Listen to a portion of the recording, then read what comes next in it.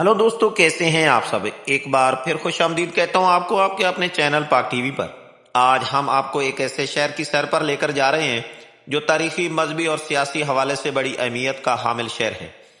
ایسا شہر جس کا پرانا نام رے ہے، وہی رے جس کی حکومت کے لالچ میں آ کر عمر ابن سعد نے حضرت امام حسین علیہ السلام کو شہید کر دیا۔ وہی رے جس کے اناج کا ایک دانہ تک اسے نصیب نہ ہوا۔ جناب، رے ہے پرانا نام تہران کا۔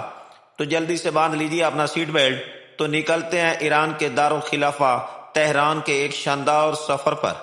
جناب، تہران وہی شہر ہے جس میں آیت اللہ خمینی کا مزار ہے۔ تہران کو پارکوں کا شہر کہا جائے تو بے جا نہ ہوگا۔ تہران میں بڑی بڑی تاریخی عمارتیں ہیں۔ تہران وسطی ایشیا کا سب سے بڑا شہر ہے جو اپنی خوبصورتی اور جغرافیائی لحاظ سے بڑی اہمیت کا حامل ہے۔ تہران قلم سازی میں بڑی شہرت رکھتا ہے۔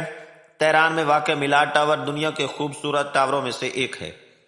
تہران تھیٹر، سپورٹس اور فلم انڈسٹری کے لیے مشہور ہے۔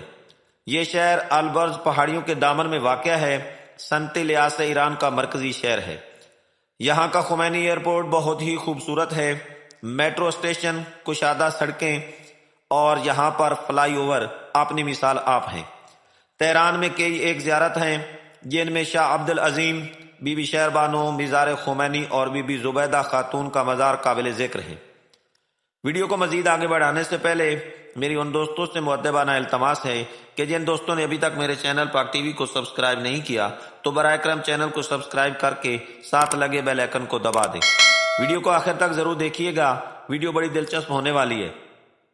ہو سکے تو ویڈیو کو دوستوں میں شیئر کر دیں۔ تو جناب، بڑھتے ہیں تہران کے مزید دلچسپ حقائق اور واقعات کی طرف۔ تہران کی زیادہ تر وزٹ کی جانے والی جگہوں میں شاہ وند پیلس، پارک جمشید، گوہر لیک اور کئی ایک ہوٹلز قابل دید ہیں۔ آج کی اس ویڈیو میں تہران کی ایک زیارت گاہ جناب شاہ عبد العظیم پر تفصیلاً بات کرنا چاہتا ہوں کہ یہ کون تھے، کہاں سے آئے اور کیسے یہاں پر دفن ہوئے۔ تو جناب، شاہ عبد العظیم کا نسب 4 واسطوں سے امام حسن مجتبی علیہ السلام سے ملتا ہے۔ آپ کی کنیت ابو القاسم تھی۔ آپ 4 ربیع الثانی 173 ہجری کو ہارون الرشید کے زمانے میں مدینہ میں پیدا ہوئے۔ آپ کو جناب امام رضا علیہ السلام کی زیارت کے ساتھ ساتھ بغداد میں حضرت محمد تقی علیہ السلام اور سامرا میں جناب علی نقی علیہ السلام کی زیارت کا بھی شرف حاصل ہے۔ امام رضا علیہ السلام اور شاہ عبد العظیم ہم عصر تھے اور کئی سال مدینہ میں اکٹھے زندگی بسر کرتے رہے۔ آپ دن کو روزہ رکھتے اور رات کو شب بیداری کرتے۔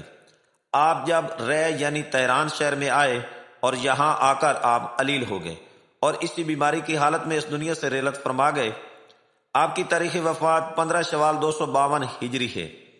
آج بھی ان کا روضہ مرجع خلاق بنا ہوا ہے اور ہزاروں زائرین تہران میں آپ کے روضے کی زیارت کو ضرور آتے ہیں۔ آپ کے روضے کی تزئین و آرائش ایرانی حکومت نے خوب نبھائی ہے۔ شیشہ کاری، مینا کاری اور ایرانی طرز تعمیر آپ کی مزار کا منہ بولتا ثبوت ہے۔ سین کے احاطے میں فوارے لگائے گئے ہیں جن کا منظر آنکھوں کو بڑا بھلا لگتا ہے۔ دوستو، انہی الفاظ کے ساتھ آپ سے اجازت چاہتا ہوں۔ اپنا بہت سارا خیال رکھیے گا۔ اللہ آپ سب کا حامی ناصر ہو۔ فی امان اللہ۔ اللہ حافظ۔